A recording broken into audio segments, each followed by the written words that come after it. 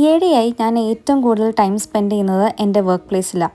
എൻ്റെ വീട്ടിൽ തന്നെ ഞാൻ വല്ലപ്പോഴും വിസിറ്റ് ചെയ്യുന്ന ഒരു അവസ്ഥയിലായി എൻ്റെ ഒരു ജോലി. വല്ലപ്പോഴും വിസിറ്റ് ചെയ്യുന്ന എൻ്റെ വീട്ടിൽ കുക്കിംഗ് ചെയ്യാതിരിക്കാൻ പറ്റത്തില്ലല്ലോ, സർവൈവ് ചെയ്ത് പോകണ്ടേ.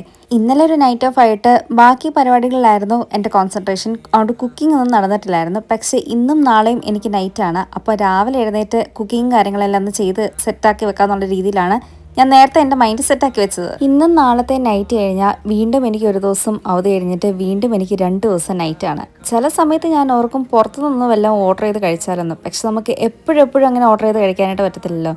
ആകെ കിട്ടുന്ന കുഞ്ഞ് സാലറിയിൽ നിന്ന് പകുതിയിരണ്ടും കൂടുതൽ ഇവിടുത്തെ ഗവൺമെൻറ് ടാക്സ് പിടിക്കുന്നുണ്ട്. പിന്നെ ആകെ കുറച്ച് മാത്രമേ മിച്ചം കാണത്തുള്ളൂ. അത് വെച്ച് ഗ്രോസറി ഷോപ്പിങ്ങും വീടിൻ്റെ റെൻറ്റും കൗൺസിൽ ടാക്സും ഇതും അതും എന്നൊക്കെ പറഞ്ഞുകൊണ്ട് അങ്ങനെയും കുറച്ച് ചിലവാകും. അപ്പോൾ ഇതെല്ലാം വെച്ച് നോക്കുകയാണെങ്കിൽ കുറച്ച് കഷ്ടപ്പെടുകയാണെങ്കിൽ വീട്ടിലെ കുക്കിംഗ് കാര്യങ്ങളൊക്കെ ചെയ്യുന്നത് നല്ലതല്ലേ. 2-3 ദിവസം പോകാനായിട്ടുള്ള ഫുഡൊക്കെ സെറ്റ് ആയിട്ടുണ്ട്. അപ്പോൾ ഞാനിനി ഡ്യൂട്ടിക്ക് പോട്ടെ.